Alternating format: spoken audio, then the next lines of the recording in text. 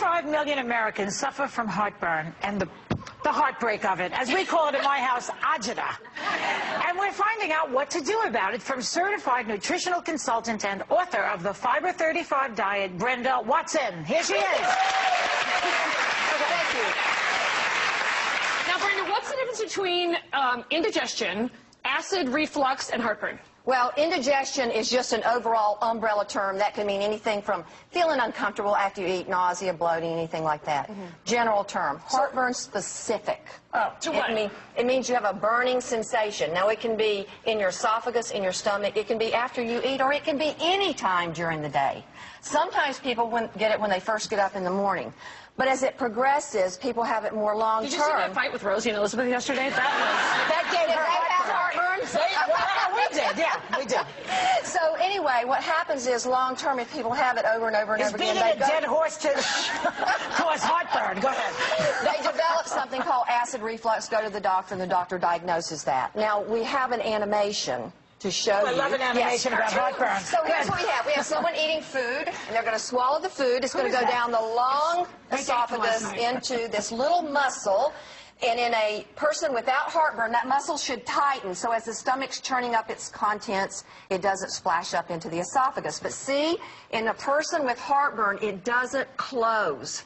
So the contents can back up, causing irritation. And if you can see, but this on the left is important because this is normal. See how healthy that looks with blood flow and oxygen? Doesn't look that healthy to me. Well, look at the one on the other side.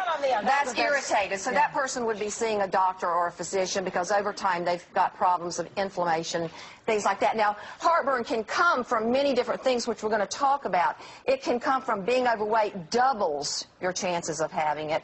Also, is that because you just eat more food? Well, that's one reason, Joy. But the other reason is you put a lot of pressure on your organs when you're heavier. So there's that to contend with, too.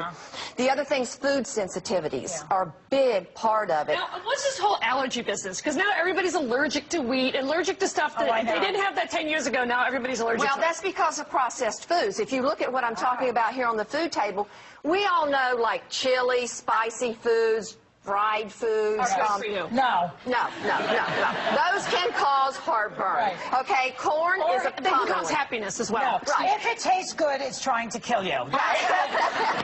Dried fruits, but here's what you're talking about. Dried fruits are good or bad? They have a sulfur on them, so they can be a little bit irritating to a lot of people.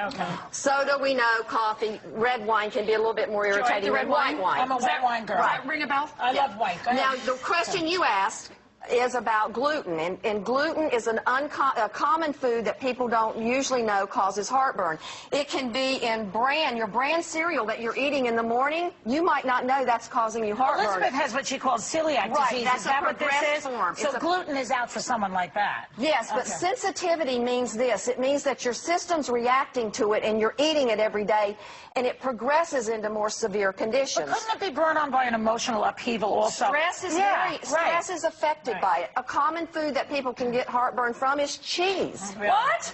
Yes, cheese. Cheese, that's the greatest food ever invented. But you know what? If it doesn't give you heartburn, fine. But if it gives you heartburn, then don't eat it. Goat cheese even? What's left? Goat cheese. Well, let's go down to this side of the table. Okay, your tropical fruits have natural enzymes in them, like papaya and pineapple.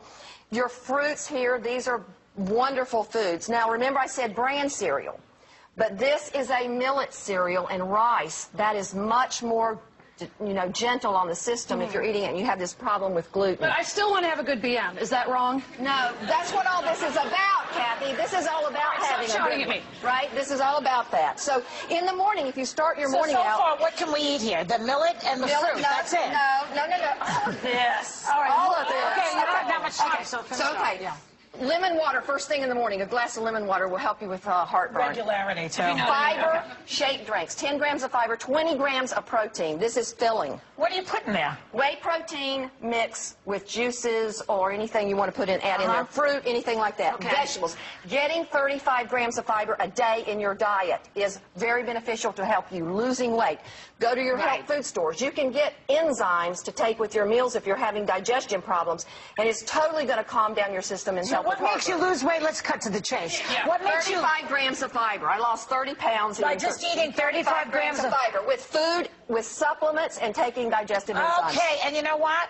you're all going home with a copy of Brenda's book with all this information. We'll be right back.